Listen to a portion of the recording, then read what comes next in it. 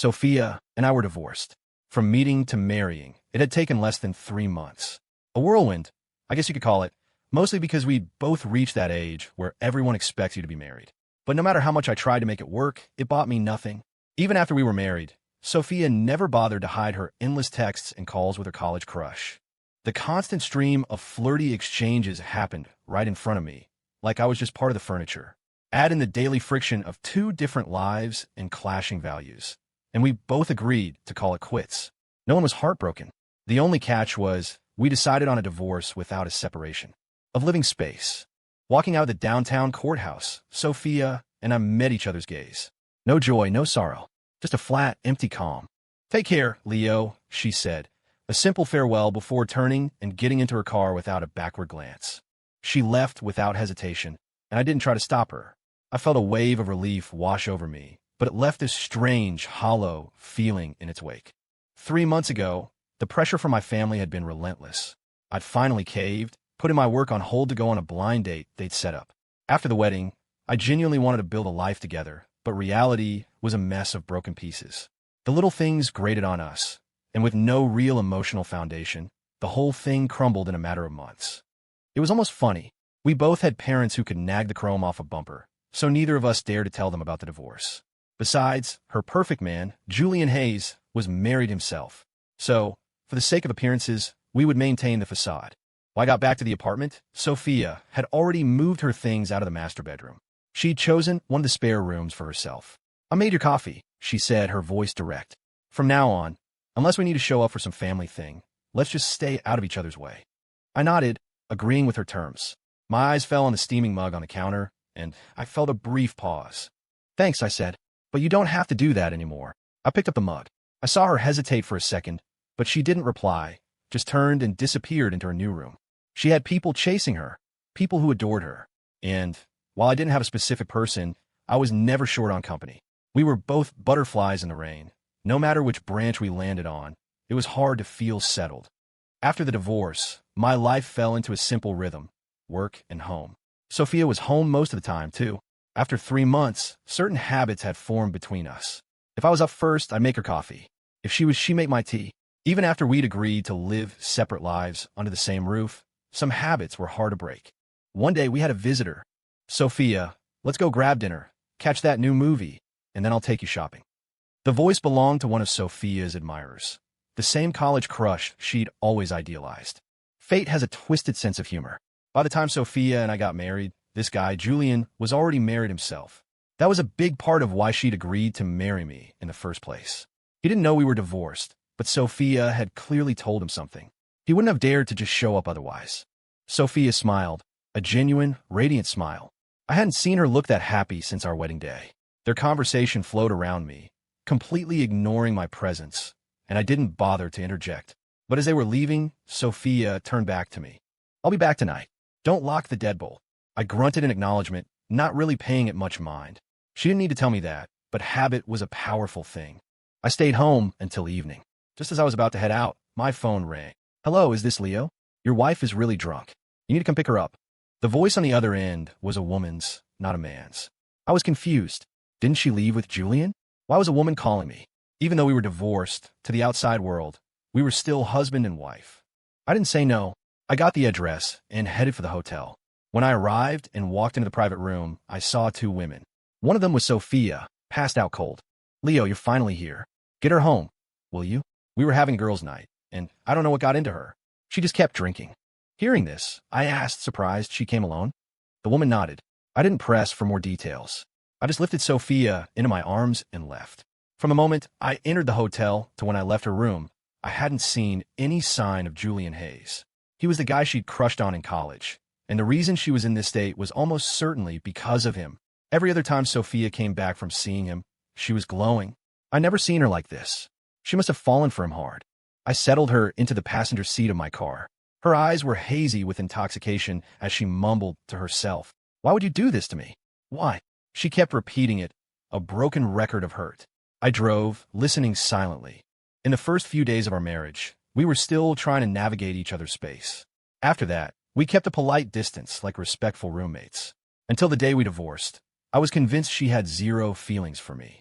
"Leo, Are you really okay with this divorce?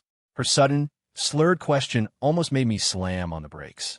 I glanced over, but she had already drifted off to sleep. Was she just talking her sleep? When we got home, I carried her to her room. As I was about to leave, her phone buzzed with a text from Julian. Curiosity got the better of me, and I picked it up. Sophia, that woman you saw at dinner, is just a distant cousin. My family asked me to look after her. Don't get the wrong idea. You've already divorced that nobody. Why are you still living with him? As soon as my divorce is finalized, I'm going to propose to you.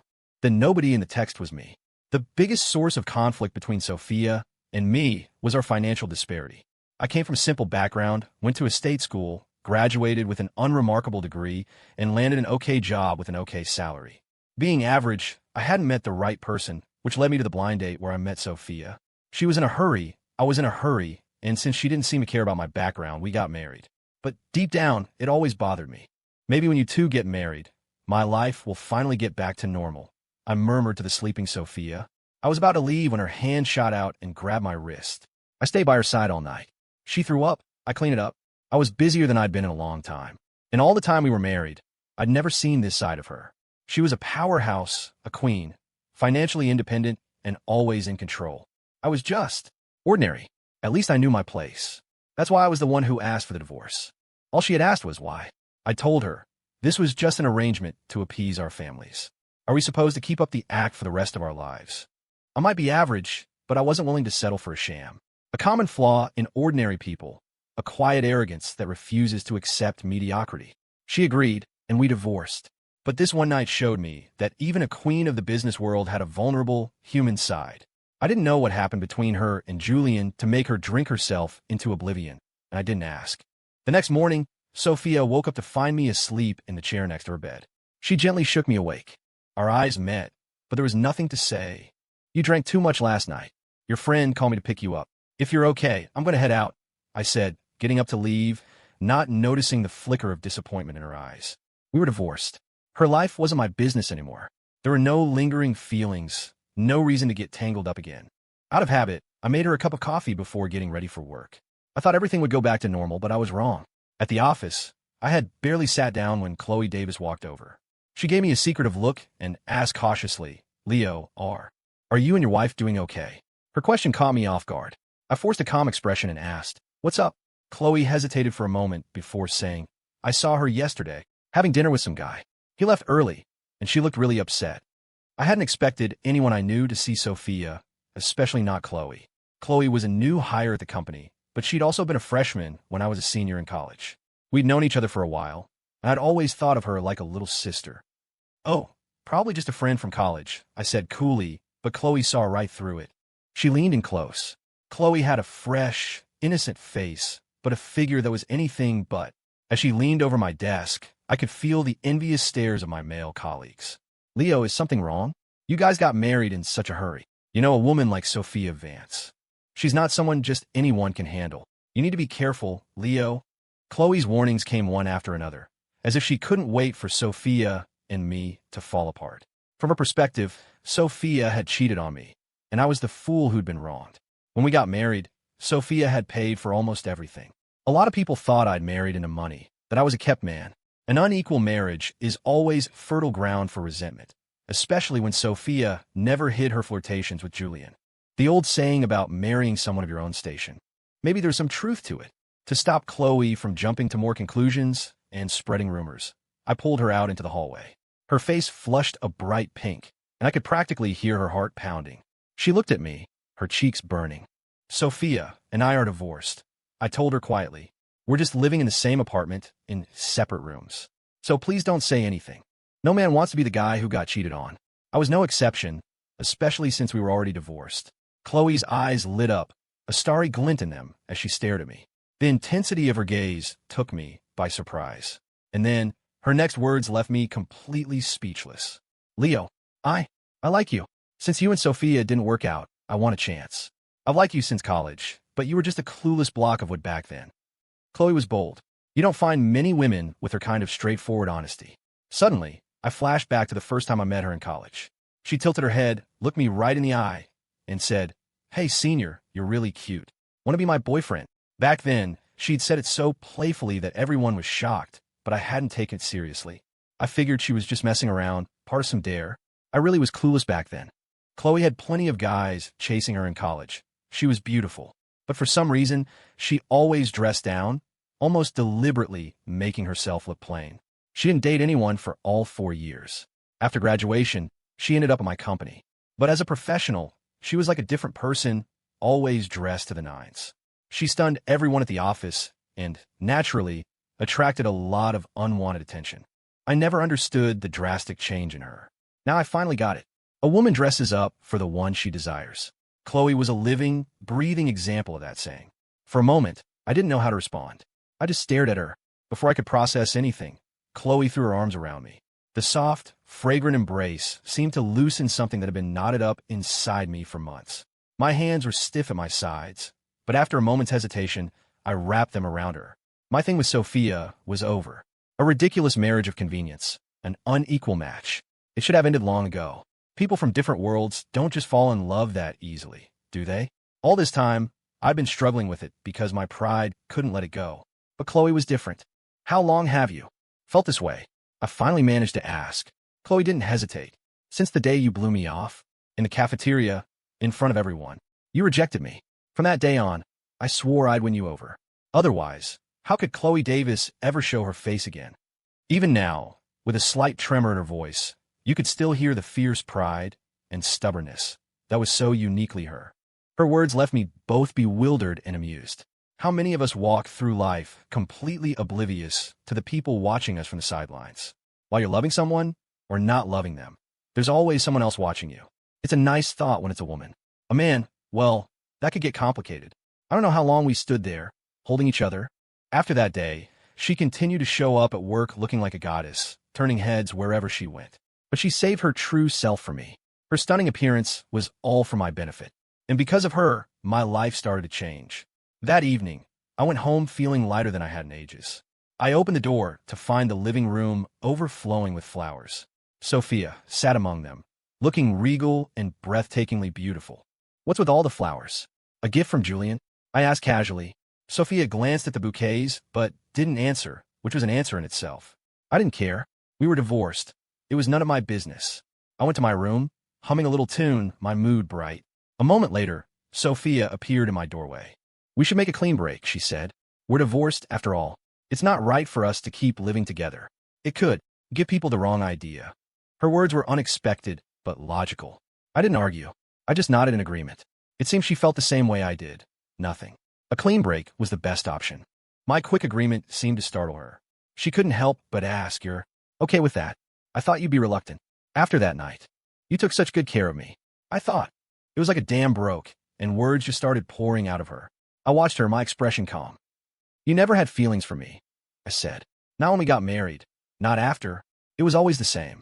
Since that's the case, a divorce was the best choice. As for taking care of you, let's just call it common decency. I'll move out today." I didn't hesitate. My directness clearly stunned her. She had assumed I was after her money, which was why I'd agreed to marry her so quickly in the first place. On our blind date, she was the one who proposed marriage. Later, I was the one who proposed divorce. We both had our assumptions, and apparently, we were both wrong. Sophia was wealthy. The apartment was hers. So moving out was quick. The day I moved, Khloe came to help. She was beautiful, and her presence made Sophia pause when she opened the door. But when she saw Khloe clinging to my arm, Sophia quickly looked away. "So you found someone else? No wonder you wanted a divorce," Sophia said, as if the entire thing was my fault. But that wasn't the truth. I looked at her and said nothing. Khloe, however, spoke up. "Sophia, you went out to dinner with another man the day after your divorce. I only just got together with Leo. Besides, even when you were married, you never really treated him like a husband, did you?" Khloe's words were blunt, and they left Sophia speechless. Never treated him like a husband? Sophia couldn't help but think back. On the surface, they had been polite, like respectful roommates. But in reality, she had never truly seen him as her husband. She'd done it to appease her family, to ward off other suitors. And she had Julian. It was impossible for her to ever consider me her husband. Yet my constant, attentive care had been something she'd grown comfortable with. That's why she had never been the one to bring up divorce. I was. An unequal marriage, a marriage where one person is not valued, is meaningless. I moved out. I'd saved some money over the years, but not enough to buy a place. So, I rented an apartment nearby. Khloe was ecstatic, dragging me out to have fun, just like we were back in college. The knot of anxiety in my chest finally loosened. After I was completely gone, Sophia started acting strangely. I had assumed Julian would move in as soon as I was out, but he didn't. He hadn't divorced his wife. He just kept stringing Sophia along with excuses. My life, on the other hand, got back on track. I went to work, came home, and had a bright, cheerful girl by my side, filling my days with joy. One day, after work, Khloe was pulling me toward the movie theater. Just as we got to the entrance, we ran into Sophia. The three of us stood there for a moment. Sophia's eyes darted away, unable to meet mine. I saw the 2 tickets clutched in her hand and knew she was waiting for Julian. But he was nowhere in sight. "Sophia, who are you waiting for?" Khloe asked breezily. With her, it seemed like anything could be laughed off. Sophia didn't answer. The movie was about to start, and she walked into the theater alone. Khloe and I followed her in. We were in the same showing. As luck would have it, our seats were right next to Sophia's. There was a single empty seat between us. The seat that was meant for Julian. Clearly, he had stood her up. The movie was great. Khloe was laughing so hard she could barely breathe, occasionally swatting my arm. Beside us, Sophia sat in a cloud of gloom. Every now and then, she would glance over at us, watching me and Khloe. An unmistakable trace of jealousy crossed her face. When the movie ended, people started to get up and leave. As Khloe and I stood up, I saw him. Julian Hayes. He was in the front row, and next to him was a beautiful woman, his arm wrapped tightly around her. They were a picture of intimacy. Sophia saw it too. She froze, standing motionless in the aisle. A second later, she lunged forward. Her emotions seemed to explode. Maybe it was seeing me with Khloe, combined with being stood up by Julian. It was the final straw. "Julian, you stood me up to come here with this. This slut. Are you even human?" Sophia was hysterical, making a scene in the crowded theater. Her emotions burst forth like a broken dam. Faced with Sophia's outburst and the sea of staring eyes, Julian's face turned crimson with embarrassment. "Sophia, what are you doing? Let's talk about this when we get home. She's just my cousin." He tried to pull her away, desperate to get her out of the theater. A public scene like this would be bad for everyone involved. As she struggled, Sophia kept firing accusations, eventually letting him half push, half drag her out of the lobby. "Let's go too," Khloe said with a cheerful grin. Paid for 1 movie, got 2 shows for the price of 1. Not a bad deal. Her comment made me chuckle. If everyone had her attitude, the world would have a lot less drama. The thought sparked my curiosity. What if that happened to us? I asked suddenly, "What would you do?" Khloe blinked at me, then a wide smile spread across her face. "What could I do? I already got you, didn't I? No regrets. I'm not some big shot. I don't have the power to keep everyone by my side forever." Her answer was so effortlessly cool. That was her personality, carefree and direct. I was momentarily stunned by her response and didn't press the issue. After they left the theater, Julian managed to soothe Sophia with a string of promises, swearing the woman was just his cousin and that he had to take her home. So, Sophia went home and waited. All night. That night, she came down with a fever. Julian didn't come to see her. When she called him, his answer was brief.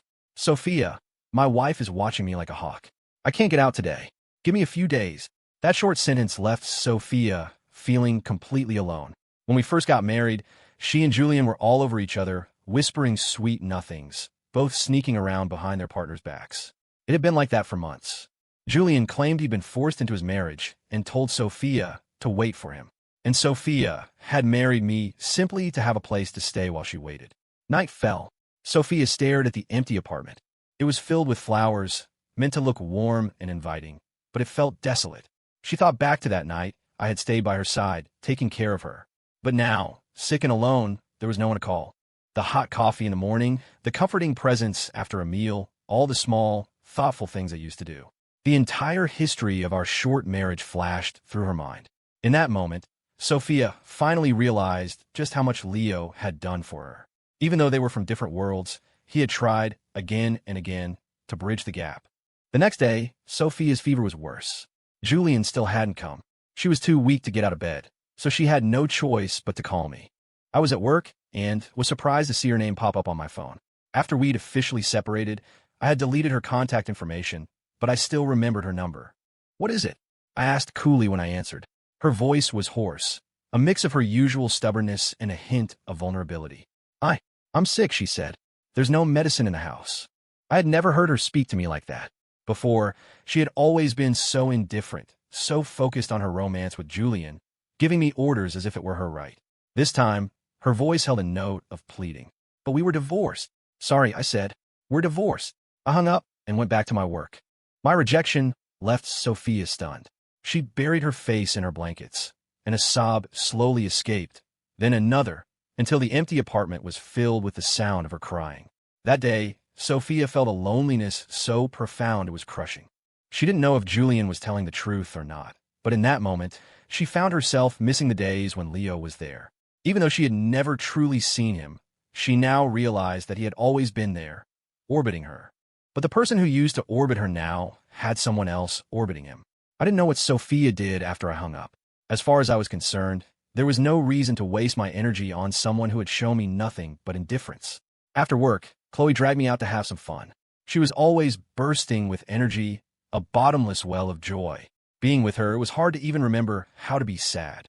Leo, do you think our wedding will be a big deal? She asked, swinging back and forth on a park swing, looking up at me. I went to your wedding. The one Sophia threw was huge, but it felt so fake. That wedding had been grand. A powerful CEO marrying an ordinary employee from a small firm. It had attracted a lot of attention. Later, Sophia had told me, this wedding is for show, for everyone else. Don't take it to heart. I didn't understand what she meant until much later. I thought she was talking about keeping up appearances for the public. In reality, it was for her family, and for Julian, a performance designed to make him jealous. Do you want a big wedding? I asked, looking at her. Khloe laughed. What girl doesn't want a big wedding? But I don't care about that. What's the point of a grand wedding if it's not with the person you love? I'm not making a losing deal, trading my whole life for a bit of face. Her clarity was astonishing. She was younger than me, but she saw things more clearly than I did. I felt a little ashamed. A wedding, and she called it a deal. If it wasn't built on mutual love, then a deal was exactly what it was. So many so-called love stories crumble in the face of reality, eventually turning into transactions. My marriage to Sophia had been a transaction, a willing exchange, except I had started to take the act seriously from the very beginning. Leo, I booked a hotel room. Khloe dangled her phone in front of my face. I asked, curious, booked a hotel? For what? We're not staying out. She gave me a mischievous grin and said bluntly, to get a room, to sleep, to do you. Huffed. Her words made me freeze. I knew this girl was direct and stubborn, with an attitude unlike anyone else's. But hearing her say it so plainly made my face burn. I was too embarrassed to reply. Seeing my hesitation, Khloe grabbed my collar. Stop dawdling, let's go. I don't want to miss out on anything. She didn't even wait for my answer, just started dragging me toward the hotel. Faced with someone so assertive, I was left completely passive. Her view on relationships could only be described as liberated. But even that word didn't feel strong enough. At the hotel, we got the room key. Just as we reached the door, both Khloe and I froze. Sophia was there. I couldn't believe it. After the divorce, it felt like I ran into her everywhere I went. Sophia was surprised too, but when she saw Khloe's arm linked with mine, she quickly averted her gaze. Sophia, are you waiting for someone here? Khloe asked, as friendly as ever. Sophia didn't answer. She was, in fact, supposed to meet Julian there. She had already been waiting for 2 hours, but he still hadn't shown up. Seeing Sophia's silence, Khloe just smiled. Well, Leo and I are going to go have some fun. As she spoke, she seemed completely oblivious to my awkwardness. It wasn't because Sophia was there. It was because this girl was so damn bold. Her antics were both frustrating and hilarious. She pulled me into the room, and we tumbled onto the bed. Khloe looked thoroughly pleased with herself, like she'd just won the lottery. In her own words, she had gotten everything she ever wanted, so she was completely content. While Khloe and I were tangled up in our room, Sophia sat in the room next door, her face a mask of disappointment. A message from Julian came through. He said he needed money to pay off his wife for the divorce, something about a prenuptial agreement. He claimed his wife had found out about them, and the settlement amount was substantial. Sophia trusted him completely. Even when he made her angry, she chose to believe him. She transferred him a large sum of money and waited, full of hope. When Khloe and I emerged from our room, Sophia was just coming out of hers. The despair was gone from her face, replaced by a look of triumphant joy. Our eyes met. Sophia looked directly at me, her tone dripping with smugness. Julian and I will be getting married soon. You can come if you're not too busy. She was showing off. Seeing me with Khloe these past few weeks, the repeated encounters had sparked a jealousy in her. It had driven her to push things with Julian, and now she thought she saw the finish line, his divorce, her wedding. So she had to flaunt it in my face. I looked at her, my expression unreadable. What does your wedding have to do with me? I replied calmly. When you talked about our wedding, you sounded pretty sincere then, too. My response clearly took her by surprise. Her attempt to show off had failed. She just snorted, turned on her heel, and stalked out of the hotel. I had thought that when Sophia finally married him, she would get her happily ever after. But hearing the news, I felt a strange sense of unease. Khloe squeezed my hand, and her sudden observation made me fall silent. Leo, I think she's jealous. Why else would she be in such a hurry to announce her wedding? Jealous? Khloe's words made me think. But looking back, Sophia had never cared about me. The few thoughtful things she did were only when it occurred to her. She had texted, called, and video chatted with Julian right in front of me, their words dripping with affection, their love on full display. And I just had to watch. I had tried to talk to her about it a few times after we were married, but she brushed it off. She just said, "You and I are just an arrangement." One sentence, and all my misguided efforts were shot down. And now that we were divorced, she was jealous? I didn't believe it. What are you talking about? There was nothing between us. Or maybe it was just me being delusional. As I said it, a self-deprecating smile touched my lips. They say every ugly duckling dreams of being a swan. For men, I guess there's a similar kind of foolish hope. Who doesn't dream of meeting an amazing woman on a blind date and building a perfect family? But reality is brutal. Back at my place, Khloe was her usual self, eating, drinking, and having fun without a care in the world. With her upbeat personality, she could find a silver lining in anything. Watching her, I asked, "What is it you like about me?" Khloe's eyes darted around as she thought for a moment. Then she said, "Because you rejected me back then, of course. What do you think? Am I stubborn or what?" Her answer was both expected and perfectly logical. I thought I knew her well, but her response still left me feeling a little dazed. Was that really what she called liking someone? It sounded so flippant. But if it wasn't real, why would she have held on for so long? I just smiled and didn't reply. I didn't know what to say. After Sophia left the hotel, she waited eagerly for Julian. But after he got the money, he vanished. For days, Sophia couldn't reach him. Panic set in. She thought something terrible had happened to him and went straight to his wife. The news she received, however, sent her world crashing down. Her college crush had married into his wife's family for money. He had been scheming to take over the family assets, but his plan had failed spectacularly. The result? He was now in prison. That was why she couldn't contact him. That day, Sophia wandered the streets in a daze, completely lost, trying to process what her life had become. The man she had crushed on in college, the one she'd reconnected with after graduation and maintained a clandestine affair with, the one she was about to get her happy ending with. It was all a joke. He's probably laughing at me right now, isn't he? When she finally got home, she stared at the empty living room, and an image of Leo swam into her mind. The man who had made promises before they married and had been so attentive after. The man she had never given a second glance, never taken seriously. Now, in her desolation, a bitter taste filled her mouth. Soon, the news about Julian broke. The so-called cousin was just another one of his mistresses, conned just like Sophia had been. When I saw the news, I felt a ripple of something. Love really does make fools of us all. After the Julian incident, Sophia disappeared from the radar for a while. I didn't check on her as she didn't contact me. I thought we had finally faded from each other's lives. But it wasn't long before I ran into her again. She looked like she had pulled herself together, but the way she looked at me was the same.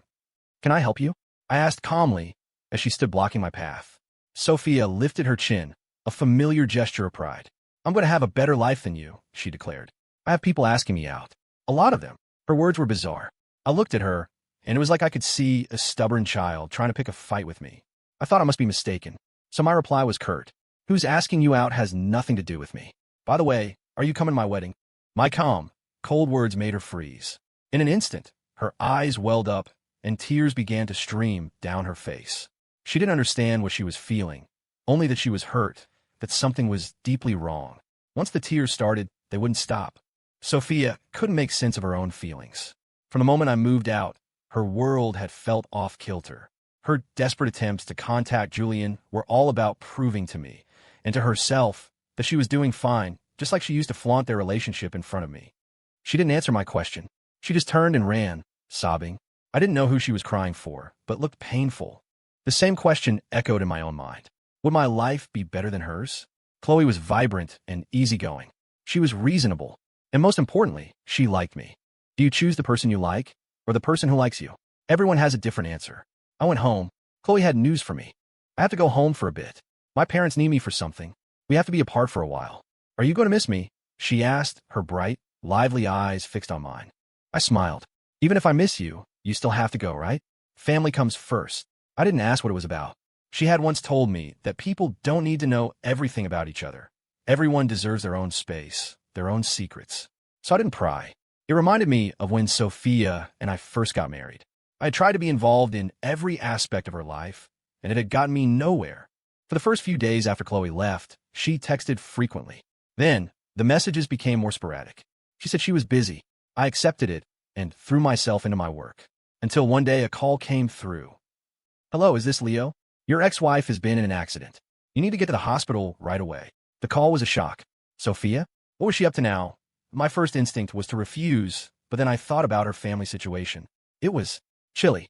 She was a powerful CEO with wealth and influence, but she didn't have a single person she could truly rely on. Fine, I'll go see what's wrong. I went to the hospital. In the room, Sophia was staring out the window. When she heard me come in, she turned her head. A flicker of joy crossed her face before she quickly suppressed it. I knew you still cared about me, she said, her voice laced with that familiar pride. Now that she's not around, you don't have to pretend anymore. Suddenly, I realized she and Khloe had something in common. I set the fruit basket I'd brought on the table. Why did you call me? Don't you have plenty of guys asking you out? My question made her whip her head away, like a pouting child. I'd never seen her like this. She looked like a girl who was jealous and angry. It was a side of her I had never witnessed. Sophia bit her lip. It's none of your business. Legally, you're my ex-husband, so you have a responsibility to take care of me. Her declaration left me speechless. I never thought she'd be the one to bring up the law. I never expected to see this unreasonable side of Sophia. Yet, here she was quoting the law. She wasn't like this before. The whole ordeal with Julian had changed her in subtle ways. I chuckled lightly. I'm pretty sure the law doesn't say I have to be your nurse. Hearing my response, Sophia turned her back to me again, her voice low. When are you and her getting married? I glanced over at her. Her eyes were darting around, avoiding mine, and I found it almost amusing. Are you planning on coming? I said deliberately. If you do, I could get you a seat up front. She huffed. When did I say I was going? I'm not going. It has nothing to do with me. You can leave now. Her voice was edged with real anger. I didn't argue with her. After all, we were just exes now. All right, I'm leaving. With that, I walked out of the hospital room without asking what was wrong. She hadn't said, and I hadn't asked. Sophia watched me leave, her gaze distant and hollow. If it were the old Leo, he would have come in and immediately asked what happened, if she was okay. The more she thought about it, the more desolate she felt, and she buried her face in her pillow. The truth was, it was nothing serious, just a minor illness that required a short hospital stay. She couldn't think of any other excuse to see me, so she'd resorted to this. I went home. Work was going well. I'd gotten a promotion and a raise. I wanted to share the good news with Khloe, but I couldn't reach her. Her sudden silence was unsettling. I was about to go look for her when a message finally came through. Leo, I'll be back in a few days. It was brief, so I didn't press for more. Khloe had always been like that. Direct and to the point. She was a woman who never dithered. She did what she wanted when she wanted. In her presence, I often felt like the indecisive one. The day Khloe came back was the same day Sophia was discharged from the hospital. That morning, I received messages from both of them. Sophia wanted me to pick her up from the hospital. Khloe wanted me to pick her up from the airport. Two women, two choices. I didn't hesitate. I drove straight to the airport. My history with Sophia was over. I was already moving forward, so why get caught up in the past? The past is for memories. The future is for hope. I didn't look back.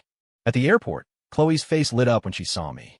She ran and threw herself into my arms, holding on tight. I could feel a change in her. She wasn't the same. I didn't know what had happened while she was away. The carefree, joyful girl was gone. It made me curious. It's good to have you back, I said, taking her hand. Come on, I'll take you to get your favorite food. She was quiet on the drive, sometimes smiling softly at me, other times staring down at her lap in silence. I didn't push her to talk. I figured something must have happened. Meanwhile, a lonely Sophia left the hospital by herself. When she got home, her eyes, devoid of light, scanned the living room. The bouquets of flowers were withered and dead. A bitterness like a dark abyss filled her. In that moment, Sophia's mind was completely empty of Julian Hayes. All she could see were flashes of Leo. She finally understood. The man who had rushed into her life, who had rushed out just as quickly, was the only one who had ever been truly devoted to her. And she had lost him. Love is so simple, yet so complex. When it's complex, it can make you lose your way completely. Staring at the divorce decree in her drawer, Sophia's eyes began to well up. If she had known Julian was a liar, would she have ever held on to that fantasy? Would she have ever been so cold to Leo? The night was quiet, broken only by the soft patter of rain. After a night of passion, Khloe lay quietly in bed. Since her return, she had been far from her usual vibrant self. I looked at her. Did something happen when you went home? I asked her directly. She just looked at me. The lively girl was now subdued, her expression shadowed and sad. It was a terrible feeling, a sinking in my gut. I had a premonition that something awful had occurred. Is everything okay with your family? You haven't been yourself since you got back. I pressed on, but she just wrapped her arms around me, nestling into my chest without a word. She was exhausted. I didn't know if it was from our lovemaking or from the weight on her mind. She wouldn't talk, so I didn't ask again. I was afraid that if I pushed any further, she would shut me out completely. The next morning, I woke up early and made breakfast, waiting for her to get up. I had taken a day off to be with her, but her mood hadn't improved. A sudden change in someone always makes you sensitive, especially in a relationship. That sensitivity can breed panic, fear, and confusion. That was exactly where I was. Khloe seemed to sense my anxiety. She tried to reassure me. I'm fine, just not feeling well. Hearing that, I didn't hesitate. I took her straight to the doctor for a full checkup, but after a battery of tests, they found nothing wrong. This only confirmed my suspicion that the problem was with her family. She remained the same, speaking only occasionally, spending entire days in her room. The only time she seemed to relax was at night, when she would cling to me. But most of the time, her state worried me. While I was consumed with worry about Khloe, a situation developed with Sophia. She had been through a lot recently, the divorce, being scammed out of a large sum of money. The emotional turmoil and depression had made her unable to focus on work. As a result, her company ran into serious trouble. Already exhausted, she handled the crisis impulsively, and suddenly her company was on the verge of collapse. News was everywhere. Reports of impending bankruptcy, massive debts. Since we were in the same industry, I heard about it right away. Khloe and I both knew. What surprised me was that one day, Khloe's demeanor changed completely. She looked at me, her expression serious. Leo, you should go see her. She's your ex-wife, after all. Her words were so sudden, they left me bewildered. Combined with her behavior over the past weeks, my worry intensified. We're divorced. Her problems are her own to deal with. There's no need for me to get involved. I replied calmly, though a question burned in my mind. Khloe had never been like this. She was so open, so cheerful, as if nothing could ever get her down. She could find the joy in anything. But the person in front of me now was different. Hearing my answer, Khloe just smiled faintly and said nothing. While we were stuck on this issue, my phone rang. It was Sophia. I didn't have her number saved anymore, but I knew it by heart. Khloe, since being with me, recognized it too. I was about to hang up, but Khloe stopped me. Just answer it. Maybe she's really in trouble. As she spoke, her face was calm, but a sense of dread washed over me. When something is this out of character, something is wrong. I was sure of it. I answered the phone. Khloe was staring at me, and she even reached over and pressed the answer button for me. On the other end, Sophia's voice was slurred, tinged with tears. It sounded like she was drunk. Leo, I want to see you. Can you come? I'll be waiting at home. I paused for a moment, then said, sorry, it's not a good time. Before I could finish my refusal, Khloe cut me off. She took the phone. Sophia, I'll send him over right now. After saying that, she hung up. I was completely baffled. What was this girl thinking? What was she trying to do? Khloe, what are you doing? I asked, finally voicing my confusion. Are you trying to push me away? She wouldn't tell me what was going on with her, and now she was doing this. Sophia's problems were likely just related to her company. But compared to Khloe, I knew who was more important. I couldn't understand her actions at all. Even if we said the past was the past, no hard feelings, in a situation like this, what girlfriend would be so generous as to send her boyfriend to comfort another woman? I knew I couldn't do it. To my question, Khloe just smiled. It's nothing. I just wanted to go check on her. What if she's in a bad state and does something drastic? No matter what, you two have a history. You can't just completely ignore her. I understood her intentions less and less. She urged me to go, pushing me out the door. I had no choice but to leave. I decided to make it quick. I'd check on Sophia and come right back. Thankfully, she didn't live far, only a 15-minute drive. When I got there, Sophia was collapsed on the sofa, semi-conscious, her face flushed red. The living room was a disaster. Things were smashed, shattered glass everywhere. She'd had a fit of rage. I had never seen Sophia lose her temper. I couldn't even imagine it. Even in the movie theater when she confronted Julian, she hadn't reached this level of destruction. What happened to you? Is this because of the company? I walked over and felt her forehead. No fever. I relaxed slightly. Hearing my question, Sophia's eyes filled with sorrow. She grabbed my hand, her voice choked with sobs. Leo, I miss you. Sophia's words sent a jolt of alarm through me. I pulled my hand away, my brow furrowed. We're divorced. Even as friends, you shouldn't say things like that. Since you're okay, I'm leaving. My words were cold, merciless. For me, everything Sophia had done in the beginning had completely worn away any expectations I had for her. I had once dreamed of building a good life with her, even though I felt I didn't deserve someone of her status. I had tried, but all my efforts, all my care, had amounted to nothing. Her every action had drained the last drop of affection between us. Besides, right now, my biggest worry was Khloe. I was terrified she might do something foolish while I was gone. Hearing my words, Sophia's hand, which I had just pulled away from, froze in midair. In that instant, a wave of grief washed over her, and tears flooded her eyes. She tried to hold them back, but the pain in her heart was too much, and they spilled over, slow and heavy. She wanted to say something more, but her lips, pale and trembling, couldn't form a single word. Then, she saw my back turn as I walked away. Thud! The sound of the door closing was like the lid of a coffin sealing shut. The sobs that had been trapped in her chest, caught in her throat, finally burst out. I drove straight back, not wasting a second. I didn't give what Sophia said a second thought. Until I figured out what was going on with Khloe, I wasn't going to get involved in my ex-wife's drama. I wouldn't let her words or actions affect me or my life. When I got home, I found Khloe sitting on the couch, staring into space. Nothing had happened. I breathed a sigh of relief. Her state these past few weeks had me on edge. I was afraid she would do something reckless. Khloe, what's been going on with you lately? I sat down beside her, my voice gentle. She turned to look at me and just smiled. Is she okay? Yeah, she's fine, I nodded. I didn't want to discuss Sophia with her. But Khloe clearly wasn't in the mood to talk. She just said it was time for bed and pulled me up to go to the room. The night passed in silence, but my mind was heavy with unspoken thoughts. The girl in my arms felt like a puzzle I couldn't solve. I couldn't take off work forever, so the next day I went back to my normal routine. Khloe had already quit her job when she returned, which was when my worries really started. Her state was already deeply concerning then. After work, I planned to pick up some of her favorite things to take home. But I never expected to run into Sophia at the supermarket. The chance encounter was a surprise. What was even more surprising was what she was holding, a basket full of all my favorite snacks. I remember during our marriage, Sophia had made it clear that she hated those things and didn't want me eating them in the apartment. She didn't even want the smell of them in the house. After that, for her sake, I had given them up. I don't know if it's right to erase parts of yourself for someone else. I don't know what it takes for one person to truly understand another's heart. Love always seems to get stuck when you need to speak it, and always shows up when you don't. Our eyes met. Sophia was shocked to see me. Her expression was a mix of surprise and joy, but she instinctively tried to hide the basket behind her back, as if she didn't want me to see.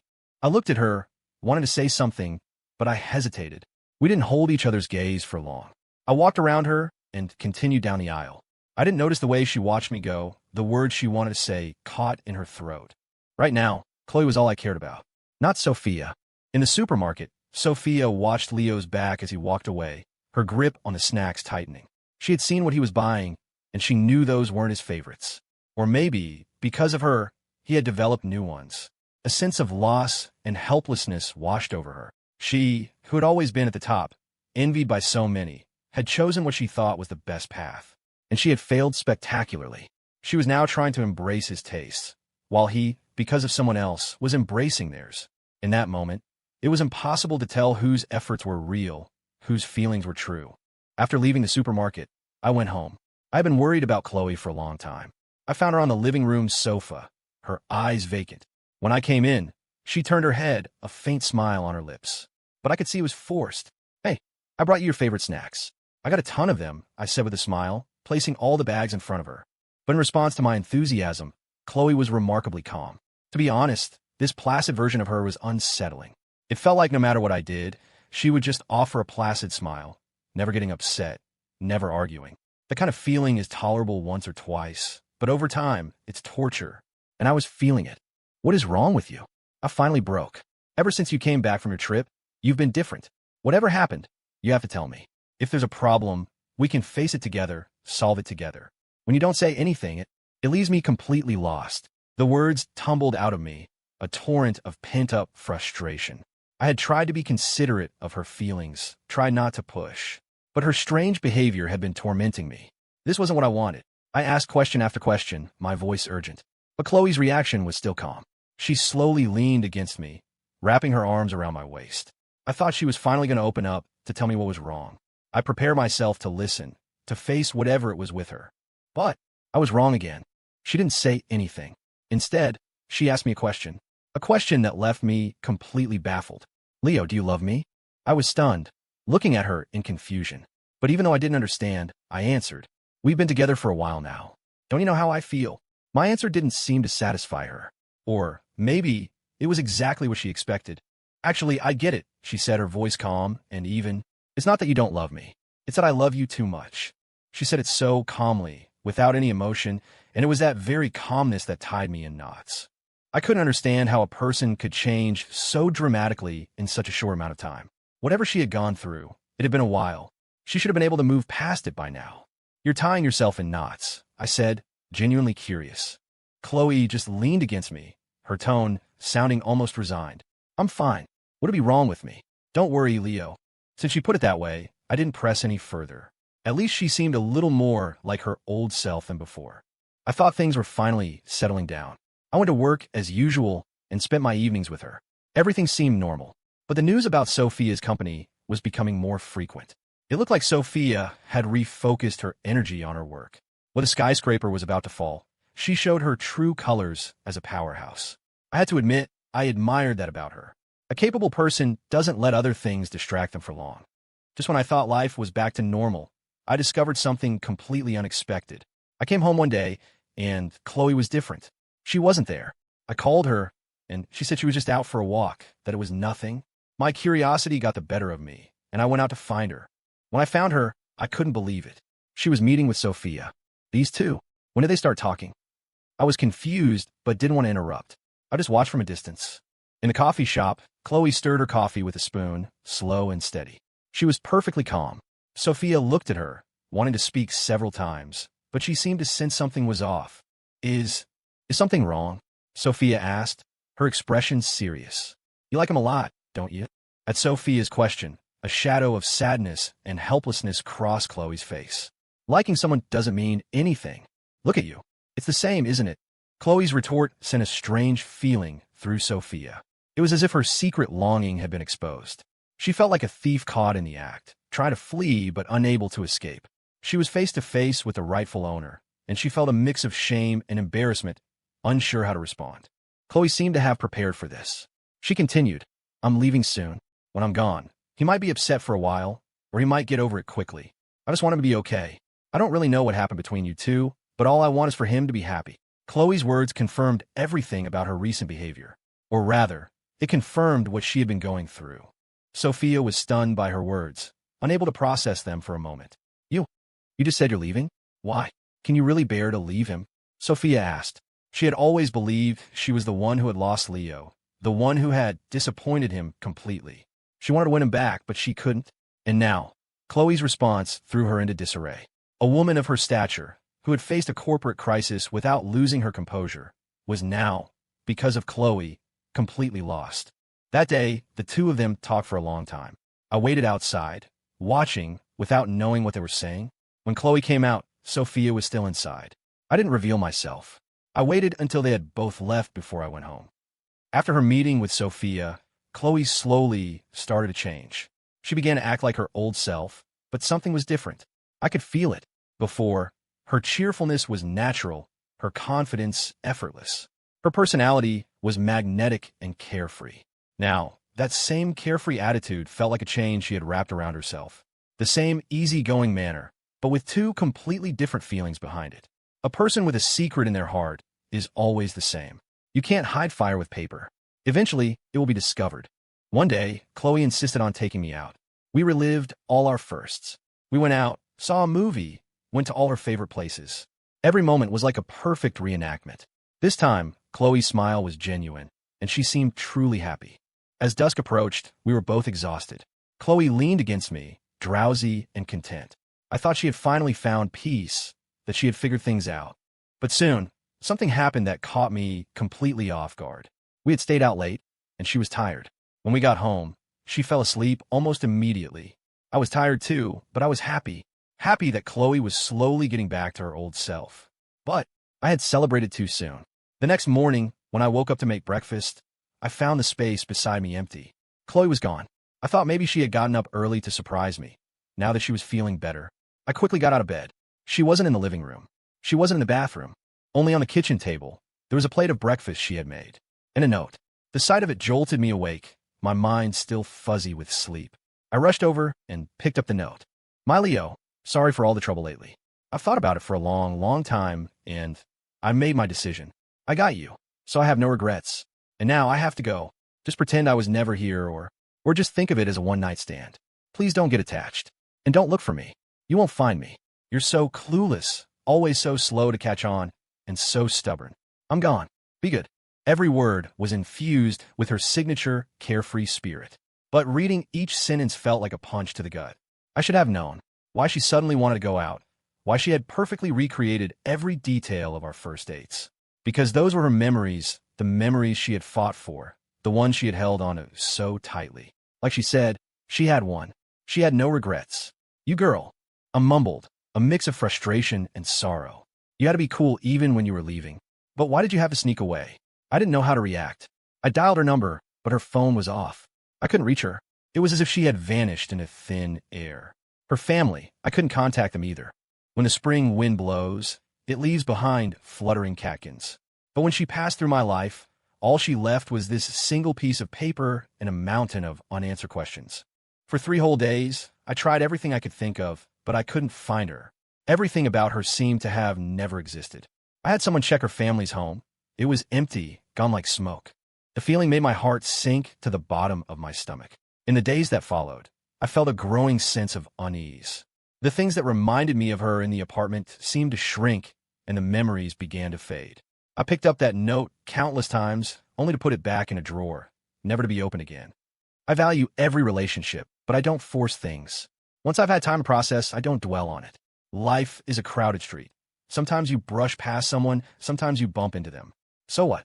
Not every passing glance will give you an answer. Not every collision will have a result. A wave crashes on the shore, then recedes back into the sea. The marks it leaves are eventually washed away by time. I became calm, or rather I accepted it. She came into my life quickly, suddenly. Even though we had known each other for a long time, her presence during that period was abrupt. Then, she left just as suddenly. Like she said, no regrets. I went back to work, my life returning to its monotonous routine. Just when I thought things would stay this way, a call came from Sophia. I want to see you. There's something I need to tell you. Her voice on the other end was calm. I suddenly remembered that she had spoken with Khloe before she left. Thinking of this, I agreed to meet. We met at the same coffee shop, the same table. Only this time, it wasn't her meeting Khloe, it was me meeting her. I looked at Sophia. She had lost weight. The company issues must have worn her out. She was a strong woman. After all, what is it? I asked. But before she could answer, I added, if this is about your own problems, please don't bother me. My tone was firm, my meaning clear. If what Sophia had to say wasn't what I wanted to hear, I would leave without hesitation. My words made her expression darken. Clearly, she hadn't expected me to be so direct. Sophia took a deep breath, didn't offer any explanations, and just said, it's about her. Before she left, she came to me. She told me a lot of things. She asked me to tell you after she was gone. When she said that, I paid attention. The reason for Khloe's departure, I had never known. Like she said, I was stubborn. If I didn't get to the bottom of it, I wouldn't be able to let it go. Go on, I'm listening, I said. Sophia paused for a moment, then continued. She said it was because of her family. She was probably getting married. By now, she's already married. And she moved abroad. When Sophia finished speaking, my head was buzzing. I didn't understand. What did she mean? She was already married. And moved abroad? Then what was I? Was I just a game to her? Sophia saw my confusion. She knew me well enough. So she quickly explained. She had no choice in the matter. It was decided by her family. She said she fought against it, but it was no use. So she ran away for that period of time. She didn't want to make things ugly, to lose her dignity. She said if I told you this, you would understand. After Sophia spoke, I understood. I I had always wondered why Khloe did what she did. Now I knew. I was silent for a long time. I knew there was no right or wrong in a situation like this. There was only the constraint of family and a sense of helplessness. Just like when my family had been pressuring me to get married, and I went on that blind date and met Sophia, and then, a few months later, it was over just as quickly. But this was different. She had gone far away. Sophia said her whole family had moved to the UK and weren't coming back. Okay, I get it, I said calmly. Things like that. They're tough. For me, it felt like I was becoming desensitized to this kind of thing. If there's nothing else, I'm going to go. I stood up, ready to leave. I had my answer, even if I wasn't sure it was the whole truth. But it was an answer, so I wouldn't dwell on it anymore. Just as I was about to leave, Sophia called out to me. Wait, Leo. Can we talk? When she said it, her voice was hesitant, hopeful that I would agree. I looked at her. The pride that had once defined her was gone from her eyes. I thought for a moment and didn't refuse. I sat back down. Go ahead, I said, but my face, my heart, felt nothing. My slightly cold words clearly hit her, making her a little timid. But after a moment, she spoke. About what happened before. I'm sorry. I shouldn't have done that. Her voice was quiet, and with every word, she watched me, as if on high alert, afraid to anger me. I just watched her. What's the point of saying all this now? Do you really think a few words can erase what you did? My question left her stunned, speechless. I didn't wait for a reply. I just got up and left, giving her no room to maneuver. Sophia sat there, dazed, watching me walk further and further away, a growing emptiness in her heart. Betrayal. Who could ever forgive something like that? Especially back then, when she had completely ignored me, talking to another man right in my face. She left in a daze. For me, I had a resolution. It wasn't the best one, but it was something. The straightforward, charming, and sometimes pitiful girl was never coming back. I could see that even when facing her family, she wouldn't have that same spirit again. Some things just leave you feeling powerless. Once you enter the real world, you're forced to accept things because the cost of rebellion is too high. My life returned to its former, quiet rhythm. But it wasn't long before the pressure from my parents started up again. They now knew about the divorce, and since Khloe was gone, the nagging resumed. Dad, Mom, please stop, I said, having just arrived at their house for a rare weekend visit. I hadn't even had a chance to sit down before they launched their pincer attack. What do you mean, stop? Look at your uncle's son's cousin's friend. He's already married. You're not getting any younger. Your younger cousin's kids are already engaged. How can we not be worried? We're getting older. What will we do when we're old and have no one to visit? While we still have the energy, we can help you with the kids. The parental pressure cooker is always the same. They can always find a reason they think is perfectly logical and appropriate to heap more expectations on their children, like chains. It's like trimming a bonsai tree, forcing it to grow into the shape they want. I was numb to it, especially when my parents started stretching their arguments further and further. Talk of having someone to care for them in old age, of carrying on the family line, of it being the natural order of things. They even escalated it to the point of discussing the extinction of the human race. I was completely lost. It's not that they're too traditional. It's that they're traditional and they keep up with the times, using new arguments to back up their old-fashioned, stubborn views, leaving you powerless to resist. And I really couldn't resist. Leo, tomorrow there's a singles mixer. You should go. Dress nicely, look sharp. Look at you all scruffy. Listening to my mom's endless nagging, I felt a mix of exasperation and amusement. I could only nod and agree. After everything that had happened, I had poured all my energy into work. My personal life had become incredibly simple, more relaxed, to the point where I didn't care about my appearance. Under my mother's orders, I cleaned myself up and headed to the event. Every city has its matchmaking corners. My hometown and the city where I work are the same, so it wasn't far. When I arrived, the place was packed. Surprisingly, it was mostly older people. You rarely saw young people at these things. As soon as I arrived, a few old men and women approached me, asking questions. I gave them vague answers, not in the mood to talk. As I wandered aimlessly, just trying to pass the time, I saw something unexpected in the crowd. Sophia was there. She was surrounded by a few old men, all talking at her at once. The look on her face was one of pure resistance. No matter what she said, the men wouldn't let up. Sophia was beautiful. Her presence here naturally drew attention. As I heard their voices rise in argument, I couldn't help but frown. I didn't want to get involved, but seeing Sophia, trapped, looking increasingly distressed, on the verge of a breakdown, I realized something. This self-sufficient queen of the business world seemed utterly inept when it came to dealing with life's trivial, messy problems. She didn't even know how to handle it. I walked over. Gentlemen, are you trying to find a match for your sons? Or are you just harassing her? I said, interrupting the group and drawing Sophia's attention. Her eyes lit up with excitement, which she quickly suppressed. Hey, kid, if you're here for the mixer, then mind your own business. Why are you attacking us? We're just talking to the young lady, one of the old men said, indignant. His words made me laugh. I didn't bother arguing with them. I just walked forward, took Sophia's hand, and led her out of the crowd. The mixer was being held in a park by the river. I don't know why I acted so impulsively, why I took her hand and pulled her away. Maybe it was just my own aversion to these kinds of events. In my eyes, a blind date is just a transaction. A couple that gets together that way isn't like a married couple. They're more like business partners managing a long-term enterprise. And the cost of that enterprise is everything they have. By the river, I let go of her hand. If you don't like it, why force yourself to come to a place like this? Someone of your status, do you really need to? She looked down, not answering right away. After a moment, she said, Actually, I came here to wait for you. I heard from your mom that you'd be here, so I came. Her words made me frown. I hadn't expected that. I thought it was a coincidence, but it turned out she had come looking for me. It made me feel like I'd been played, and an uncomfortable feeling rose in my chest. You don't need to follow me around. There's nothing between us anymore. I'm leaving. I turned to go, but Sophia grabbed my hand. Then, she wrapped her arms around me from behind. I froze. I hadn't expected this from her. During our marriage, she had been more like a businesswoman, laying down the law for everything. But the woman holding on to me now was different. Sophia held on tight. I felt a sense of helplessness. But no matter how tightly she held on, I easily pulled her arms away. There's nothing between us anymore. It's not appropriate for people to see us like this. Have some self-respect. My voice was cold. This was my stance. Whether it was because of what happened with Khloe or not, this was my attitude. What she did had been a blow to my efforts, my dignity. It wasn't something I could easily get over.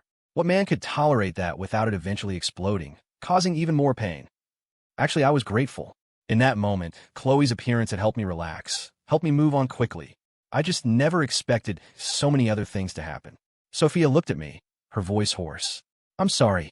It's all my fault. I was too selfish back then. Leo, is there really no chance for us? Sophia's question was earnest, her voice cracking.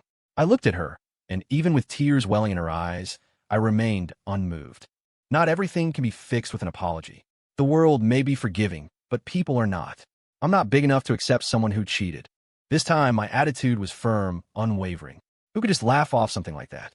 Who doesn't carry those scars? My resolute, cold gaze seemed to extinguish the last bit of hope in her eyes.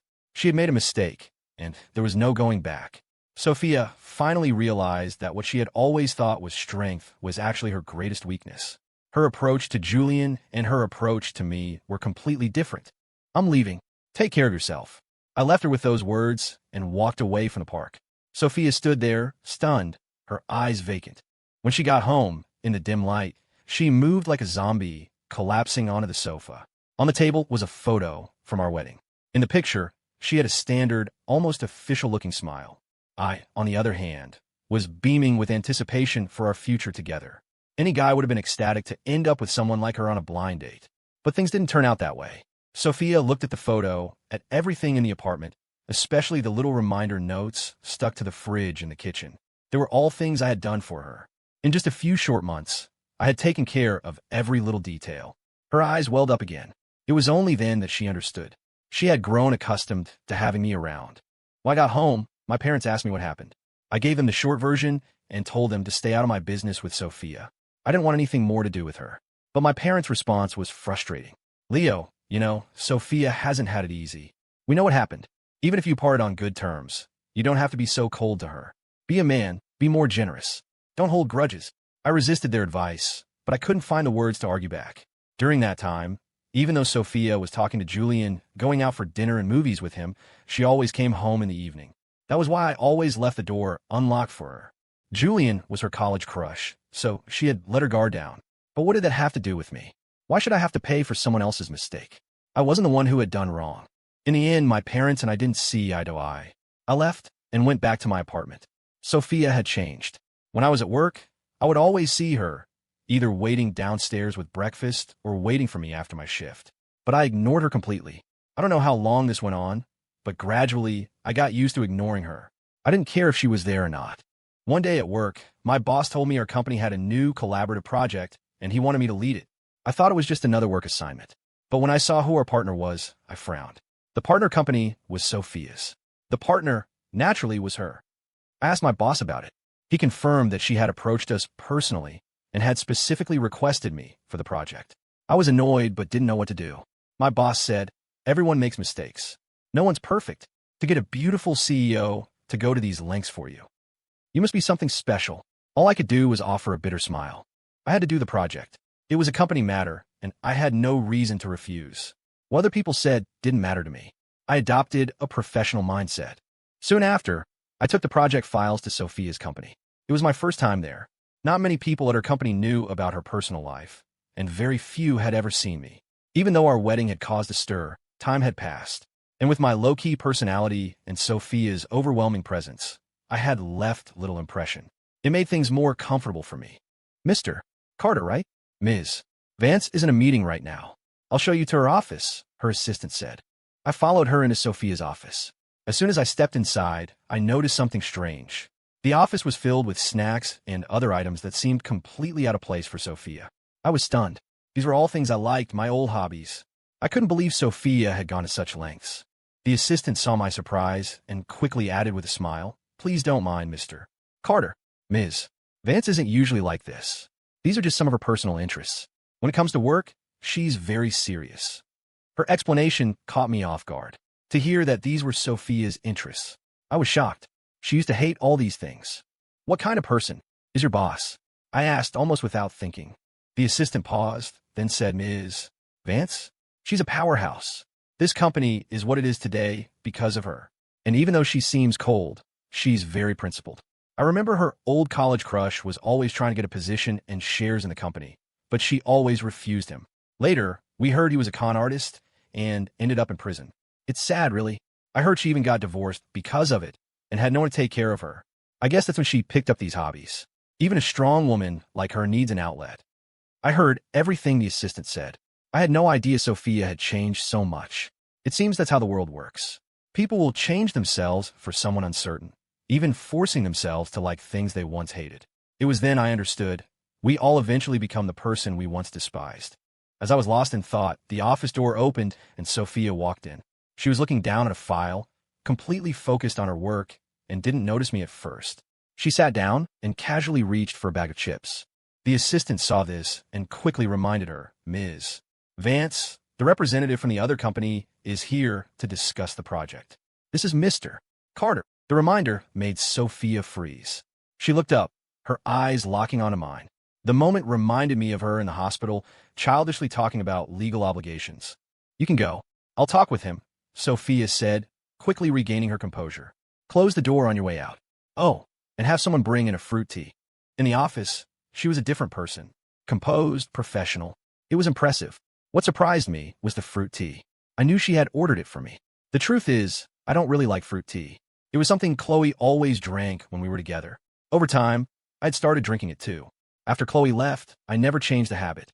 It was as if it was the only way to feel close to something tangible. "Mr. Carter, please have a seat. Let's discuss the project," Sophia said, breaking the silence.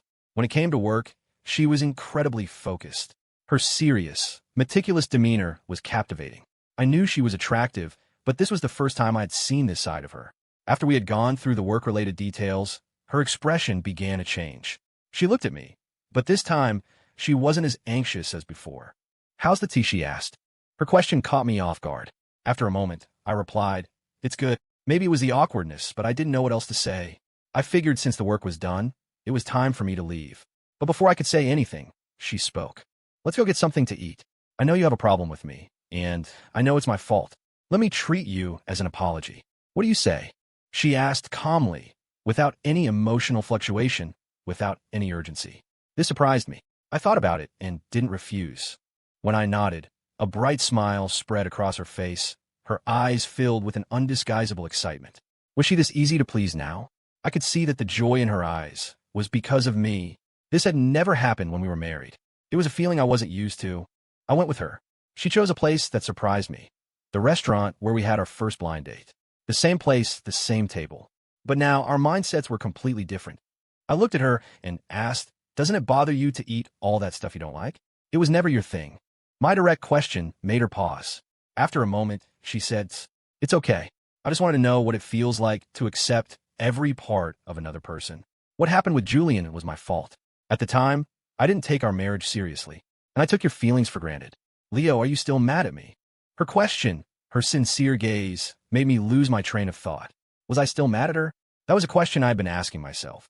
I was silent for a long time, unsure how to respond. It would be a lie to say I wasn't angry. At that moment, I was filled with resentment. But after everything that had happened, that anger had long since dissipated. Just as my parents had said, I should be more generous. Who in this world is perfect? To hold others to some imaginary standard is a mistake in itself. Seeing my prolonged silence, Sophia spoke up. "It's right for you to be angry with me. I was selfish. I've been working for so long that I had this idealized fantasy of love, thinking that my college feelings were still real. I got burned, but then I still clung to you because I realized I'd truly missed out on you. I know this sounds cliche, but Leo, I'm sorry." Her words were quiet, calm, and deeply sincere. I still didn't know how to respond. After a while, I finally said, "If you had been honest from the beginning, maybe none of this would have happened. If you didn't like it, weren't willing, and didn't want to settle, you should have been clear from the start. To accept someone's kindness and concern without rejecting, it is irresponsible to both parties." As I spoke, I felt a weight lift from my chest. So many problems, so many words, so many people get into trouble because of a lack of communication. When two people are just guessing at each other's intentions, the conflict only grows. I never expected Sophia to sit down and talk to me so calmly and honestly. It was a surprise. "Understand," she said. "So, Leo, I want to be bold." She looked at me, her gaze steady and determined. It caught me off guard. Bold? What did she mean? Even though we had cleared the air, there was still nothing officially between us. "What are you trying to say?" I asked, curious. I couldn't figure her out. Sophia looked at me, a faint smile on her face. "I want to get to know you again.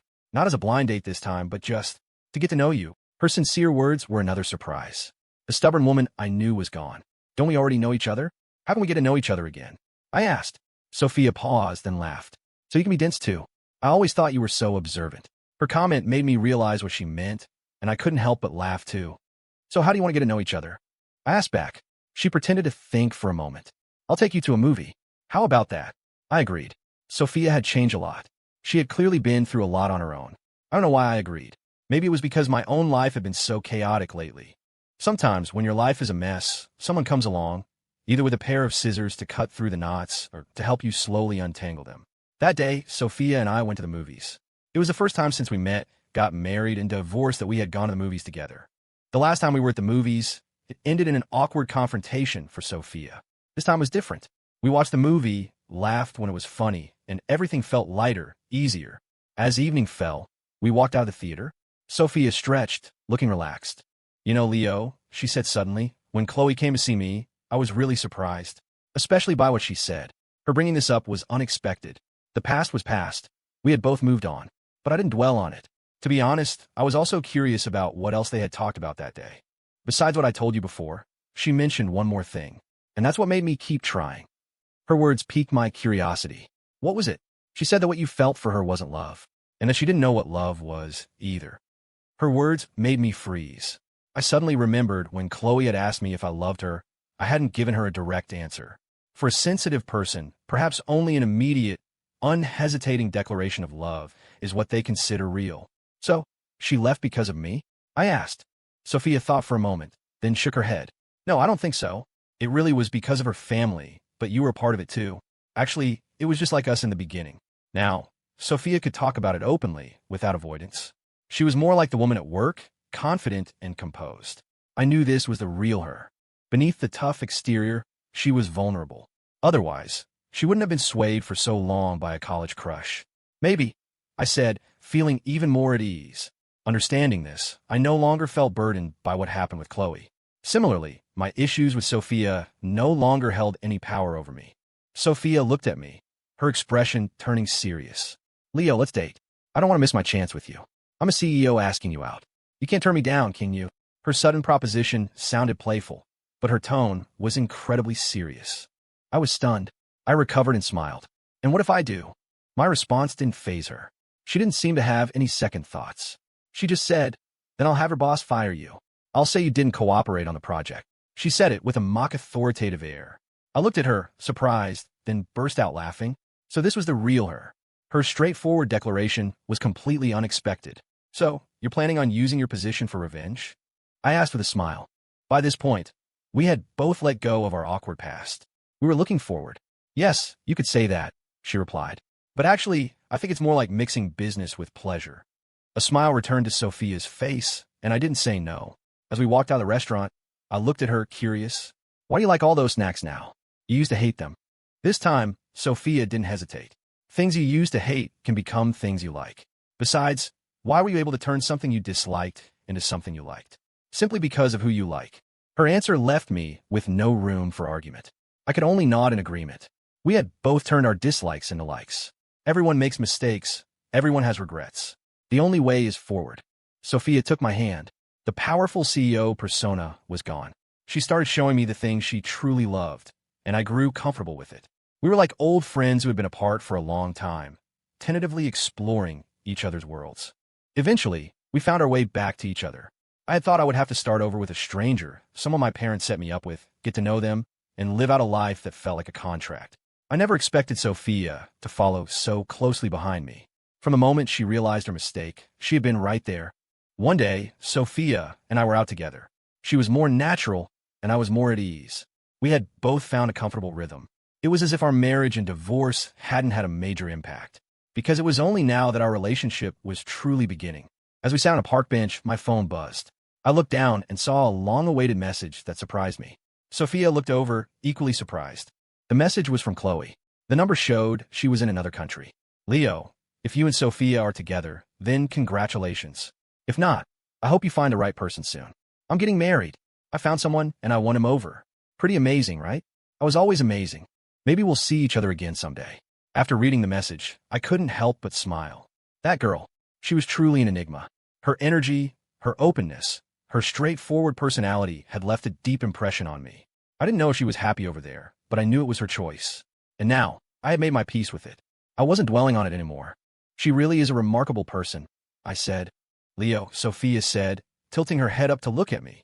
When are you going to propose to me? Hearing this, I pretended to think. Ms. CEO, shouldn't you be the one proposing to me? We joked and laughed, walking along the river as the sun slowly set, waiting for the warm light of a new day. Everyone had found their way back to a comfortable place. Eventually, I did propose to Sophia. That day, a message of congratulations came from Khloe. I replied with 2 words, take care. She had her choice, and now I had mine.